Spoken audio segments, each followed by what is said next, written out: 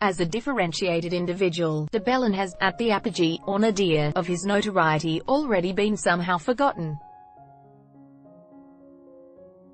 He is a cipher and a symbol for a moment in history when male-dominated sports try to realign their relationship with women, when sections of old male Australia try to make amends for the sins of the past, while other sections of old male Australia strenuously oppose them, when capital C change is afoot.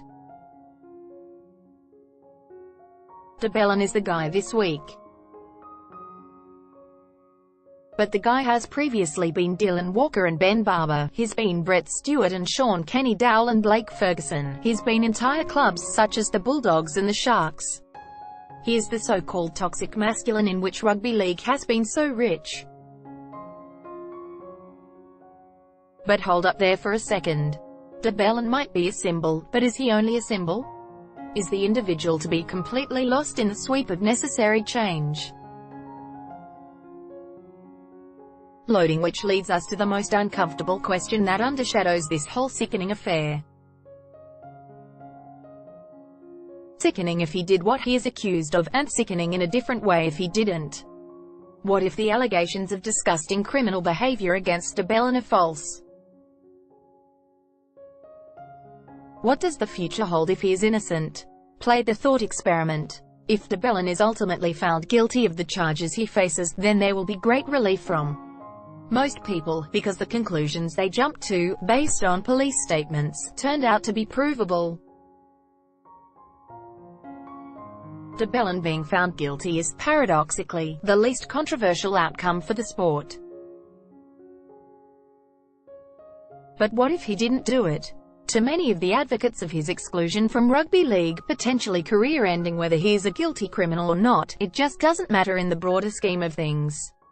There is a greater epochal battle to be fought, and one between men who fundamentally respect women and men who do not. For its own survival, rugby league must show itself to be on the side of the Angels. Generational shifts in attitude take time and require sacrifices. It seems that de Belin has been deemed such a sacrifice.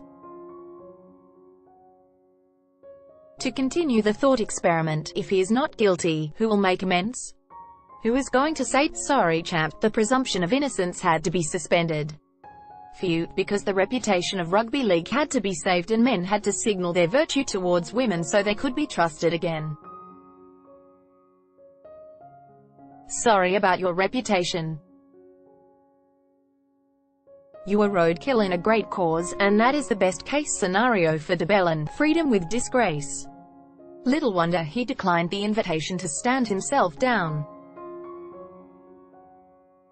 The best ever racing may be on the wane, but the exploit of Winx continue to turn heads.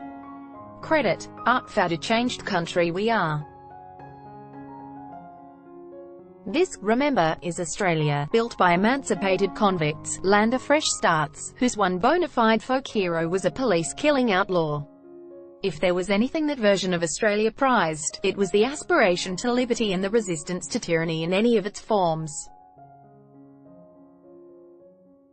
That version of Australia respected the law but distrusted the police, who were seen as persecutors of the powerless and protectors of the abusers.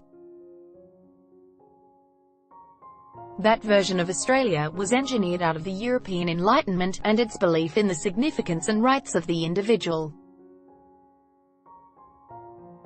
No individual was so small as to be a necessary sacrifice in some ideological cause. Anti-authoritarianism was the keynote of that Australia. It's hard to know when the change occurred, but the Australia we live in trusts one public institution above all others, the police. This is reflected in the consensus over the de Belin case. A prosecutor's statement of facts, sick, is given such credence that it can incite all the emotions of poem and song. The NRL's new policy gives police the ultimate power to decide a person's future by charging him above or below the critical threshold of crimes with an 11-year maximum sentence.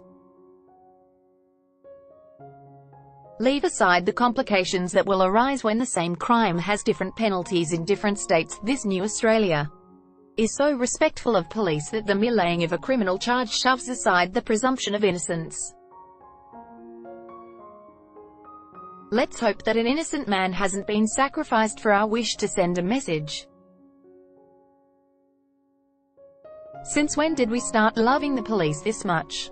This is also an Australia that now embraces a fundamental idea of the individual, that he or she is expendable in the service of a greater ideological purpose, that Australians of far lapsed time would have identified as an enemy belief, an idea that belonged to authoritarian regimes. That Australia would not recognise us now. What if de Belin didn't do it? That question, which is of total importance to the individual, is of negligible importance to the modern-day mob. As one of that mob, it's hard to see that the NRL could have done any differently over de Belin. It was checkmated by the ugliest of circumstances. After a lot of dithering, it took the least worst action available.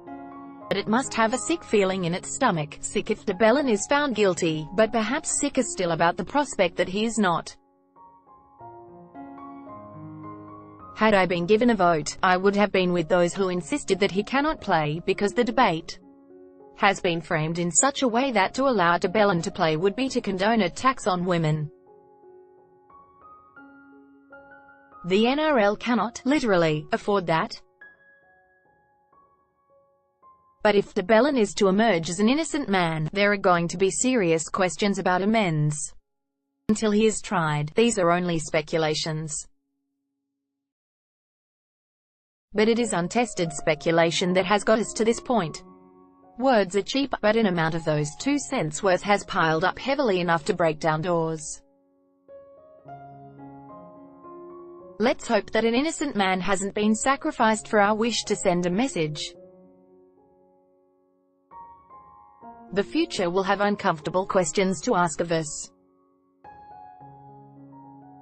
I think they will see us in a very different way from how we like to mythologize ourselves. It's improbable that they will see Australia in 2019 as a land where individual rights are cherished and authority is a dirty word. Perhaps a fictitious recreation of us will be kinder, and posterity will see us as sports-loving innocents, throwing our hats into the air with joy, obsessed not with dirty moral traps but instead with Winx, the world's greatest ever racehorse.